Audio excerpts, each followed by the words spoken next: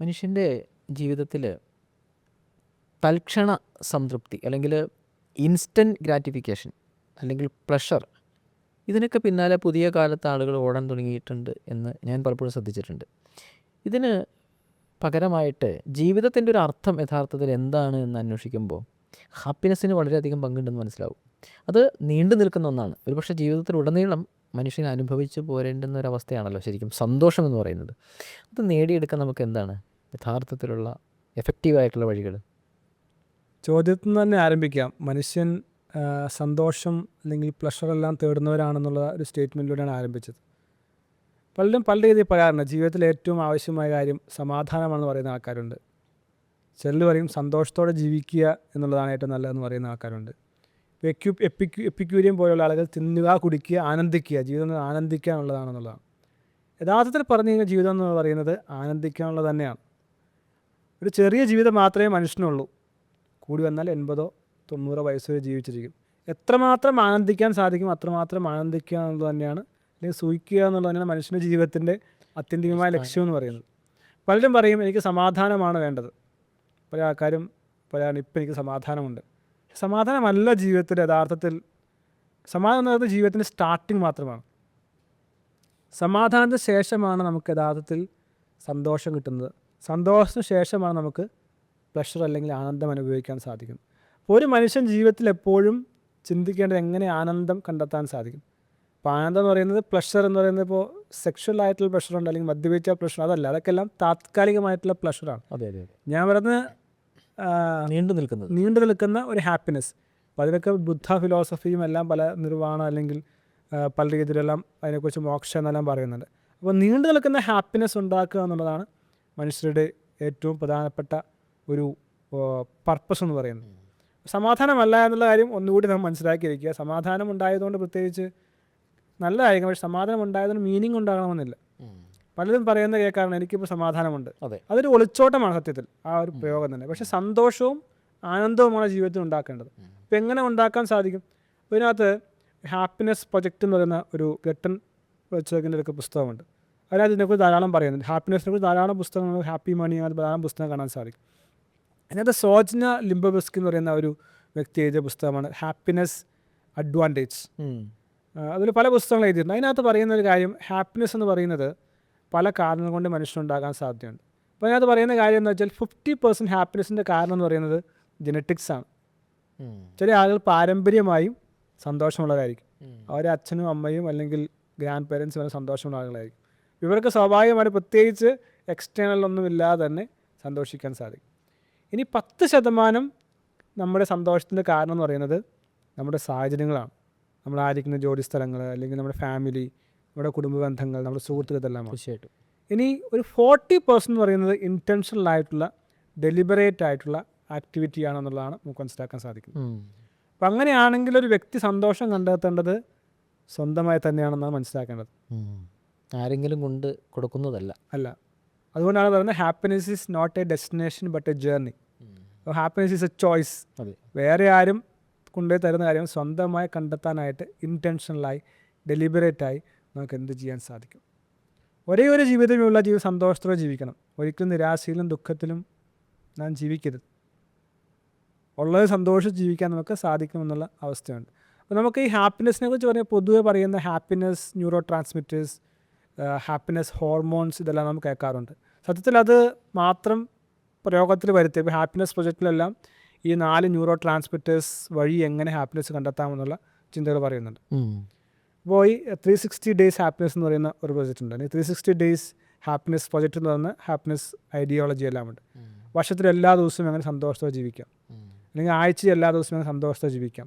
അതിന് ഡിഫറെൻ്റ് ആയിട്ടുള്ള പല ആക്ടിവിറ്റീസ് നമുക്ക് അവർ തരുന്ന ഒരു പ്രൊജക്റ്റാണ് ഹാപ്പിനെസ് പ്രൊജക്റ്റ്. നമ്മളും ഹാപ്പിനെസ് ക്യാമ്പസ് അല്ലെങ്കിൽ ഹാപ്പിനെസ് കോച്ചിങ് എന്ന് പറയുന്ന കോഴ്സുകൾ നമ്മളും ചെയ്യുന്നുണ്ട്.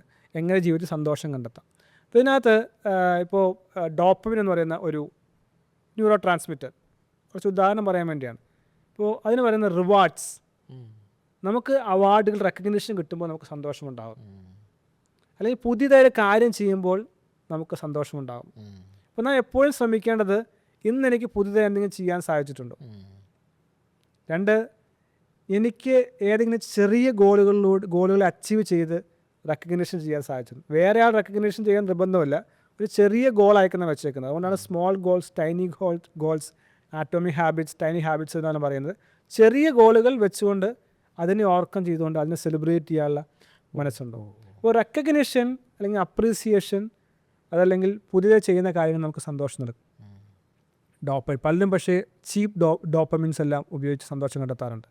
ഇപ്പോൾ ചീപ്പ് ഡൊമൈൻ എന്ന് പറയുന്നത് മാസ്റ്റർബേറ്റ് ചെയ്യുക, അല്ലെങ്കിൽ സെക്സ്, അഡൾട്ടറി പോലെയുള്ള സെക്ഷൽ ആയിട്ടുള്ള പ്രശ്നം കണ്ടെത്തുക, മദ്യപിക്കുക, മയക്കുമരുന്ന് ഉപയോഗിക്കുക, ഫോൺ കാണുക, ഓവർ ഈറ്റ് ചെയ്യുക, അല്ലെങ്കിൽ സ്ക്രോള് ചെയ്യുക.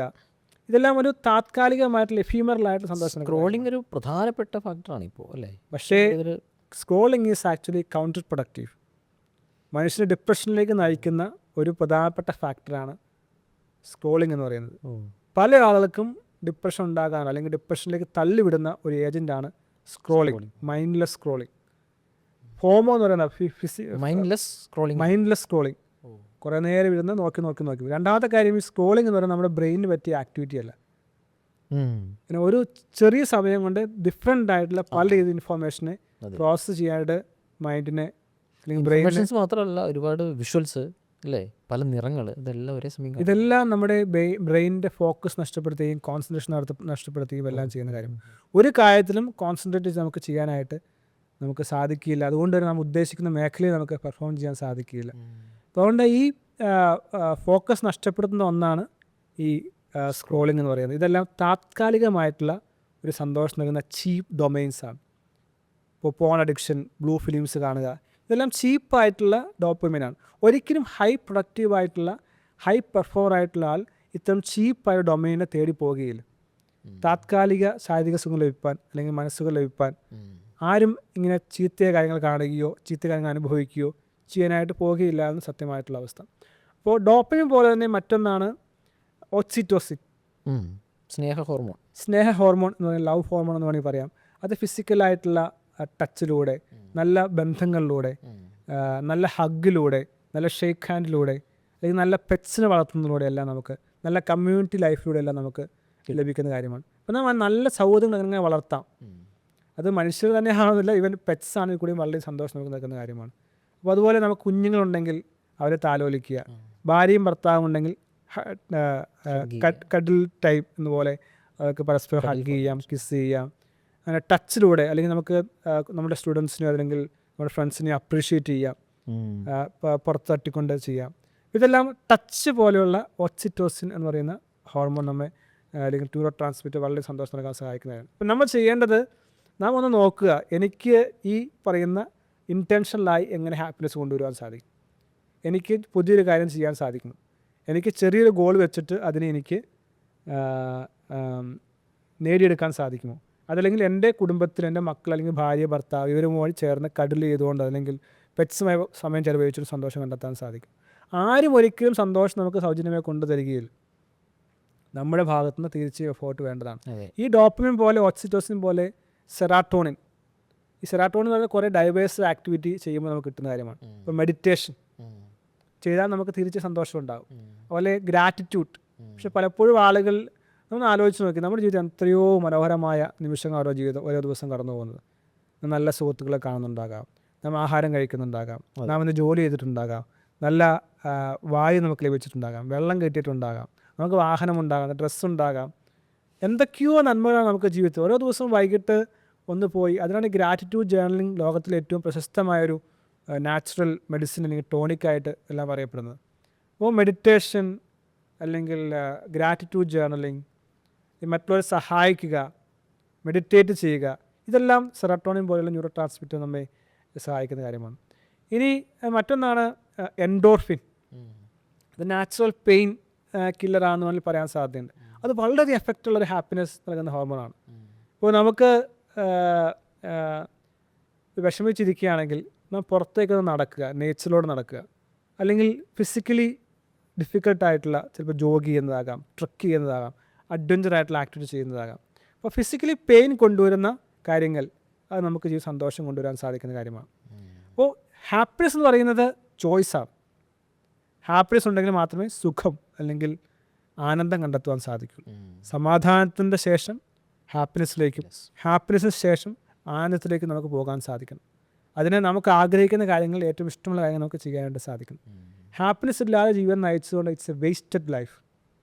ഒരു ജീവിതമുള്ളൂ. അപ്പോൾ നാം എപ്പോഴും ചിന്തിക്കേണ്ടത് ഉള്ളതിൽ എങ്ങനെ സന്തോഷം കണ്ടെത്താം. ഇപ്പോൾ നാം പറയും പ്രസൻറ്റ്, ലീവ് ദ മൊമെൻ്റ് എന്നെല്ലാം പറയാറുണ്ട്. ഇന്നലത്തെ കഷ്ടതകളെക്കുറിച്ച് ഓർത്ത് വ്യാധിപ്പെട്ടിട്ട് കാര്യമില്ല. അതെ. നാളത്തെ ദുഃഖങ്ങളെക്കുറിച്ച് ഓർത്ത് വിഷമിച്ചിട്ട് കാര്യമില്ല. അത് വരും, ഇത് വരും, അങ്ങനെ വരും, ഇങ്ങനെ വരും. വരുന്നത് വരട്ടെ എന്നുള്ള ചിന്തയോടുകൂടി നാം ഏറ്റവും ബെസ്റ്റായിട്ടുള്ള ഈ മൊമെൻറ്റിൽ ചെയ്യാൻ സാധിക്കുക എന്നുള്ളതാണ് ഹാപ്പിനെസ് എന്ന് പറയുന്നത്. അതിന് ശക്തമായ മൈൻഡ്ഫുൾനെസ് ആവശ്യമാണ്. ഞാൻ പറഞ്ഞു വന്നത്, ഹാപ്പിനെസ് എന്ന് പറയുന്നത് ഹൈ പെർഫോമൻസിന് ആവശ്യമാണ്. ഹൈ പെർഫോമർ ആകണമെങ്കിൽ ഹാപ്പിനെസ് ഉണ്ടാകണം. ഹൈ പെർഫോമർ ആകുമ്പോൾ ഹാപ്പിനെസ് ഉണ്ടാകും. ഹാപ്പിനെസ് ഉണ്ടെങ്കിൽ ഹൈ പെർഫോമർ ആകാൻ സാധിക്കും.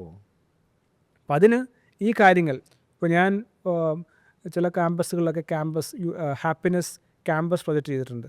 അല്ലെങ്കിൽ പല ക്ലയൻറ്റിനും ഹാപ്പിനെസ് പ്രൊജക്റ്റിൽ ഞാൻ കോഴ്സ് കൊടുക്കാറുണ്ട്. അപ്പോൾ അവർക്ക് ഡെയിലി കൊടുക്കും, നിങ്ങൾ ജീവിതത്തിൽ ഹാപ്പിനെസ് ഉണ്ടാകാനായിട്ട് ഇന്ന ടാസ്കുകൾ ചെയ്യുക. വളരെ ട്രാൻസ്ഫോർമേഷണലായിട്ടുള്ള ജീവിതത്തിൽ മാറ്റം വരും. നമ്മൾ ആദ്യം പറഞ്ഞ പോലെയുള്ള ശാരീരിക പ്രശ്നങ്ങളെല്ലാം, ആസ്മ പോലെയുള്ള, ഡയബറ്റിക്സ് പോലെയുള്ള പല കാര്യങ്ങളും ഇതിലൂടെ മാറ്റാൻ സാധിക്കും. ഞാൻ പറഞ്ഞപ്പോൾ സ്ട്രെസ്സ് അല്ലെങ്കിൽ ആങ്സൈറ്റി, ഡിപ്രഷൻ, അല്ലെങ്കിൽ ഹെയ്റ്റ്, ഹോസ്റ്റിലിറ്റി, ഇതെല്ലാം കോർട്ടിസോൾ പോലെയുള്ള, അഡ്രിനാലിൻ പോലെയുള്ള പ്രശ്നം ഉണ്ടാക്കുന്നത്. ഇപ്പോൾ ഞാൻ പറയും, ഇപ്പോൾ അഡ്രിനാലിൻ, കോർട്ടിസോൾ, പിറ്റ്യൂട്ടറി, ഇതെല്ലാം ആക്സിസ് എന്ന് പറയും. ഇത് ഈ കണക്ഷൻസ് നമ്മുടെ ഇമ്മ്യൂൺ സിസ്റ്റത്തെ വീക്കാക്കുകയും അല്ലെങ്കിൽ സിസ്റ്റത്തെ വീക്കാക്കുകയും അതാണ് നമുക്ക് രോഗങ്ങൾ ഉണ്ടാക്കുന്നത്. പക്ഷേ ഈ ഹാപ്പിനെസ് ഹോർമോൺസ് ഇതിൻ്റെ ഒരു നാച്ചുറൽ മെഡിസിനാണ്, നാച്ചുറൽ ടോണിക്കാണ്. ഹാപ്പിനെസ് ഉണ്ടാകുമ്പോൾ നമുക്ക് ഇമ്മ്യൂൺ സിസ്റ്റം ബൂസ്റ്റ് ആകുന്നു, ഏജിനിങ് കുറയ്ക്കുന്നു, അല്ലെങ്കിൽ രോഗപ്രതിരോധശേഷി കൂടുതലാക്കുന്നു, മനസ്സിനും ശരീരത്തിനും സുഖം നൽകുന്നു.